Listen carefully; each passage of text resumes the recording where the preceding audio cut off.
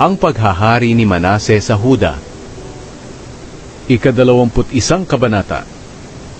Si Manase ay 12 taong gulang nang maging hari ng Huda. Sa Jerusalem siya tumira, at naghari siya roon sa loob ng 55 taon. Ang ina niya ay si Hephzibah. Masama ang ginawa niya sa paningin ng Panginoon. Sumunod siya sa kasuklam-suklam na gawain ng mga bansang pinalayas ng Panginoon sa pamamagitan ng mga Israelita. Muli niyang ipinatayo ang mga sambahan sa matataas na lugar na ipinagiba ng ama niyang si Hezekiah. Ipinatayo rin niya ang mga altar para kay Baal at nagpagawa ng posteng simbolo ng diyosang si Asherah, tulad ng ipinagawa ni Haring Ahab ng Israel. Sumamba siya sa lahat ng bagay na nasa langit. Nagpagawa pa siya ng mga altar sa templo ng Panginoon sa Jerusalem, ang lugar na sinabi ng Panginoon na pararangalan siya. Inilagay niya ang mga altar sa magkabilang panig ng bakuran ng templo ng Panginoon para sambahin ang lahat ng bagay sa langit. Inihandog pa niya ang sarili niyang anak sa apoy. Ginawa rin niya ang mga ginagawa ng mga mangkukulam at mga manghuhula, at nagtatanong siya sa mga espiritista na nakikipag-usap sa kaluluwa ng patay.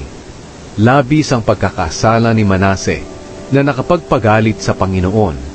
Ang ipinagawa niya na posteng simbolo ng diyosang si Asherah ay inilagay niya sa templo, ang lugar kung saan sinabi ng Panginoon kay David at sa anak nitong si Solomon, "Pararangalan ako habang buhay sa templong ito at sa Jerusalem, ang lugar na pinili ko sa lahat ng lahi ng Israel."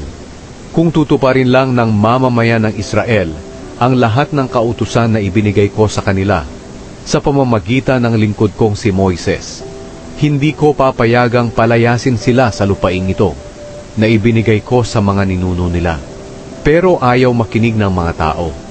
Inudyukan sila ni Manase sa paggawa ng masasama, at ang ginawa nila ay mas masama pa kaysa sa ginawa ng mga bansang nilipol ng Panginoon sa pamamagitan ng mga Israelita.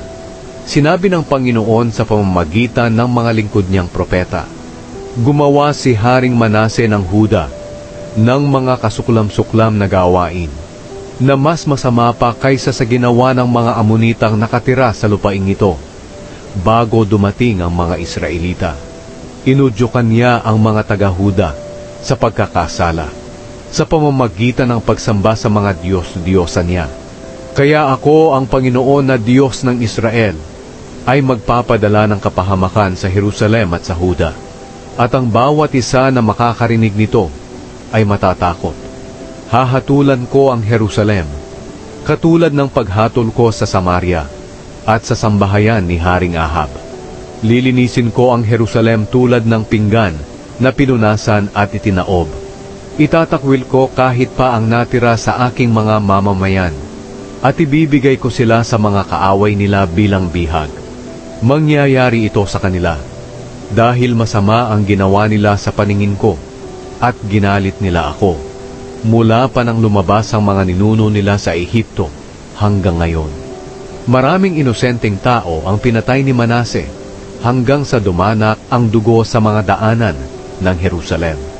Hindi pa kabilang dito ang kasalanan na ginawa niya na naging dahilan ng pagkakasala ng mga taga-Huda sa paningin ng Panginoon.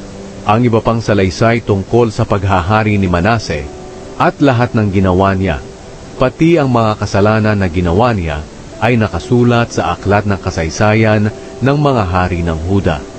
Nang mamatay si Manase, inilibing siya sa hardin ng kanyang palasyo na tinatawag na Uza, at ang anak niyang si Amon ang pumalit sa kanya bilang hari. Ang paghahari ni Amon sa Huda. Si Amon ay 22 taong gulang nang maging hari ng Huda.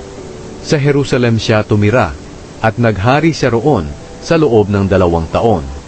Ang ina niya ay si Mesulemet na taga Jotba at anak ni Haruz. Masama ang ginawa ni Amon sa paningin ng Panginoon, katulad ng ginawa ni Manase na kanyang ama. Sinunod niya ang pamumuhay ng kanyang ama. Sinamba niya ang mga Diyos-Diyosan na sinasamba nito, at itinakwil niya ang Panginoon ang Diyos ng mga ninuno niya. Hindi niya sinunod ang pamamaraan ng Panginoon. Nagplano ng masama ang mga opisyal ni Amon laban sa kanya, at pinatay siya sa palasyo niya. Pero pinatay ng mamamayan ng Huda ang lahat ng pumatay kay Haring Amon. At ang anak niyang si Josiah ang ipinalit nila bilang hari.